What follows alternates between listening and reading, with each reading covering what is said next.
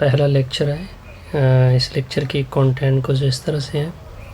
सबसे पहले हमें इंटीग्रल इक्वेशन को डिफ़ाइन करेंगे, फिर कुछ एग्जांपल लेंगे इसके ऊपर, फिर इसकी जनरल फॉर्म को डिस्कस करते हैं, फिर जनरल फॉर्म के ऊपर कुछ ऑब्जर्वेशन आएंगे और फिर लास्ट एंड फाइनल इस लेक्चर का जो इख्तिताम होगा वो रिमार्क के ऊपर होगा।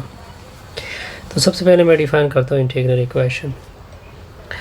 वो इक्वेशन जिसमें अननोन फंक्शन इंटीग्रल के साइन के अंदर हो, इसको हम किस तरह लिखेंगे? An equation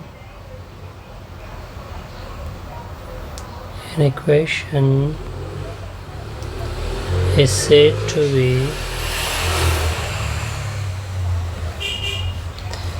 integral equation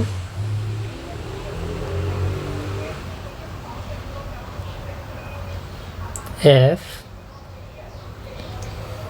the unknown function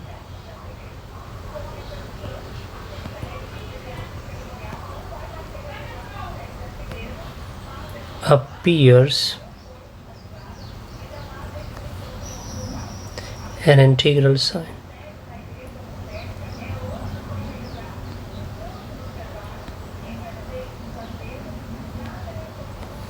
Is called integral equation.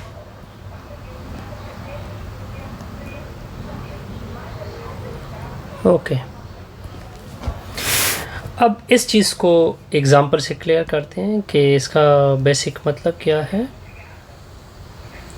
Example,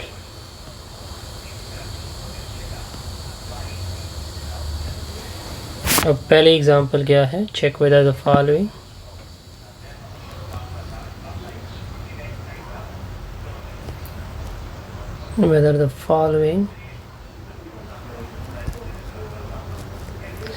are integral equation. हमें कुछ इंटीग्रल इक्वेशन गिवन होंगे, वो हमने चेक करने हैं कि वो इंटीग्रल इक्वेशन है और नहीं। Okay,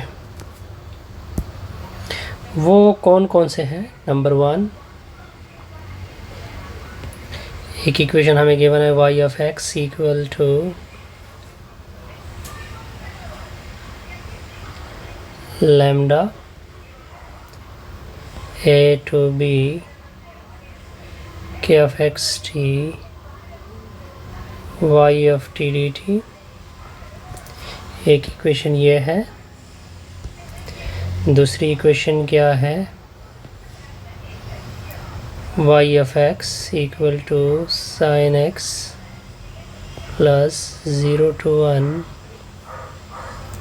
k of x t y of t dt। तीसरी इक्वेशन क्या है? u dash of x equal to 1 plus x 0 to x e power minus 2t u3 of t dt। Fourth equation क्या है? e of x is plus 0 to x k of x t y of t dt equal to 0। Fifth equation क्या है? y of x का whole square equal to 0 to x k of x t y of t dt। अब हमने in equation को check करना है कि ये क्या इक्वेशन इंटीग्रल इक्वेशन है या नहीं है। सबसे पहले फर्स्ट के ऊपर आते हैं। ये एक इंटीग्रल इक्वेशन है। मैं इसको डबल क्लिक कर लेता हूँ, मतलब ये बना, ये इंटीग्रल इक्वेशन है। इसमें y ऑफ x जो है वो अननोन फंक्शन है। अगर आप इस अननोन फंक्शन को देखिए, ये इंटीग्रल साइन के अंदर आ रहा है और हमने डिफ़ाइन भी इस तरह किया है कि इंटीग्रल इक्वेशन वो इक्वेशन होती है जिसमें अननोन फंक्शन कहाँ पे आना चाहिए? इंटीग्रल साइन के अंदर। आप देख सकते हैं कि वो इंटीग्रल साइन के अंदर आ रहा है। यहाँ पे u ऑफ x, अब डेरिवेटिव को छोड़ दें, अब फोकस करें u ऑफ x को कि क्या u of x integral equation sign के अंदर आ रहा है कि नहीं, बिल्कुल आ रहा है, तो ये भी क्या होगी, एक इंटीग्रल इक्वेशन होगी। अगर हम इसको देखें तो यहाँ पे वाई एफ टी एक अननोन फंक्शन है और वो अननोन फंक्शन किसके अंदर आ रहा है, इंटीग्रल साइन के अंदर आ रहा है, तो ये भी एक इंटीग्रल इक्वेशन है। इसके अलावा यहाँ पे वाई एफ एक्स ये इंटीग्रल इक्वेशन है, ये भी इंटीग्रल इक्वेशन है, ये भी इंटीग्रल इक्वेशन है। ओके, तो यहाँ पे y f t integral sign के अंदर आए तो ये भी इंटीग्रल इक्वेशन होगी। इसका मतलब ये बना कि हमने और चीज़ पे फोकस नहीं करना होता है इंटीग्रल इक्वेशन में, सिर्फ हमने अननोन फंक्शन को देखना होता है कि क्या वो इंटीग्रल साइन के अंदर आ रहा है कि नहीं आ रहा। ओके, अब मैं एक इंटरेस्टिंग एग्जांपल आपके सामने रख देता हूँ। Y f x equal to f f x plus 0 to infinity okay k of x t divide x minus 1। अगर आप इसको देखें, यहाँ पे भी हम देखें लिमिट को हम देखते ही नहीं है। हम अगर आप देखें लिमिट के ऊपर मैं ध्यान ही नहीं देता, मैं सिर्फ हमारा फोकस होता है अननोन फंक्शन के ऊपर। और अननोन फंक्शन यहाँ पे क्या है, यहाँ पे देखिए, अगर आप अननोन फंक्शन को देखिए वो x का फंक्शन है, y किसका फंक्शन है और वो किसके अंदर आ रहा है, x माइनस 1 की सूरत में अंदर आ रहा है, तो ये भी एक इंटीग्रल इक्वेशन होगी। ओके, अब हम इसका जर्नल फॉर्म डिस्कस करते हैं इंटीग्रल इक्वेशन का। Journal form of integral equation.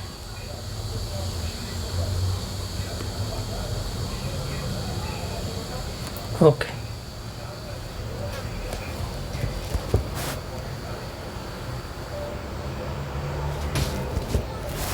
इसकी जर्नल फॉर्म की तरह बता दें। कंसीडर द इक्वेशन, हम एक इक्वेशन लेंगे, हम एक इक्वेशन लेंगे।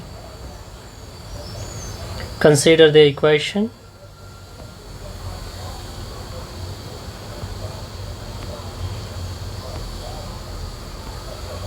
वो कौन सा इक्वेशन है, g f x y f x equal to f f x plus lambda a k f x t phi f t d T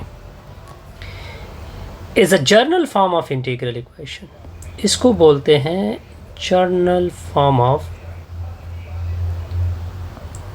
integral equation. Okay, इसको क्या बोलते हैं, general form of integral equation. अब इसी journal form के ऊपर कुछ observation लेते हैं। क्या लेते हैं, ऑब्जर्वेशन, ताकि आपका पूरा इसका हमें समझ आ जाए कि हमने इसको, इसमें क्या क्या है। ओके, सबसे पहली ऑब्जर्वेशन नंबर 1, देखिए, अगर आप देखिए यहाँ पे लिमिट गिवन है, ऊपर अगर आप देखें यहाँ पे लिमिट गिवन नहीं है, यहाँ पे लिमिट गिवन नहीं है। इसका मतलब ये बना कि ये जो लिमिट होगी ये कोई भी हो सकती है, फिक्स भी हो सकती है, वेरिएबल भी हो सकती है, इनफाइनाइट भी हो सकती है। तो हमने सबसे पहले पॉइंट क्या क्लियर किया, lower limit is fixed. Lower limit क्या है, is fixed. Okay, second observation हमने क्या नोट की, the upper limit may be variable भी हो सकती है, फिक्स भी हो सकती है, एंड और क्या हो सकती है, इनफाइनाइट भी हो सकती है। Okay,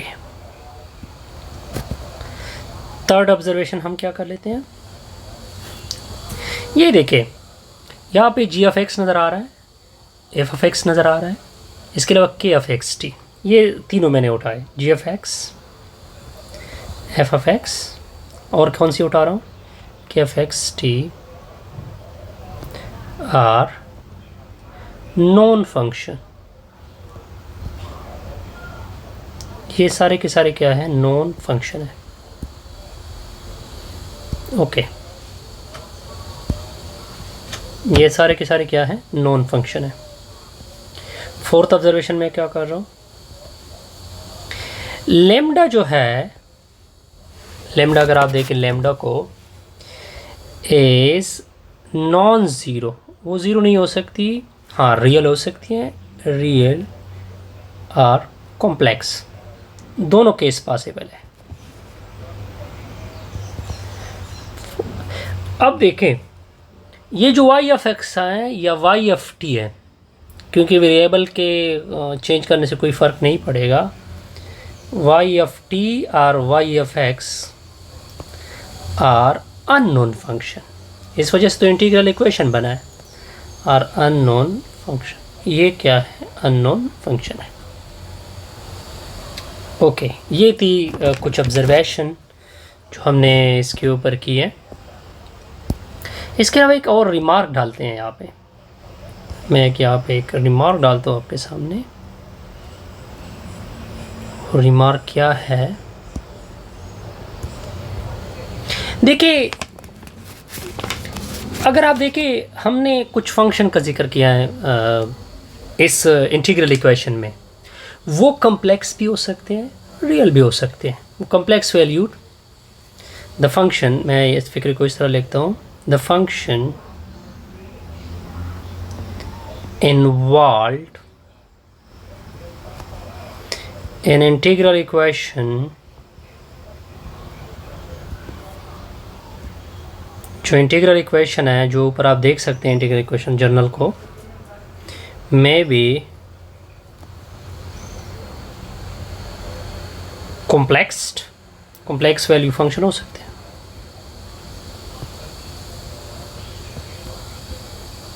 complex value function of the variable, कौन से दो वेरिएबल मैं ले रहा हूँ, एक्स और टी। ऐसे हमारा फर्स्ट लेक्चर क्या पहुँचा इनको। ओके।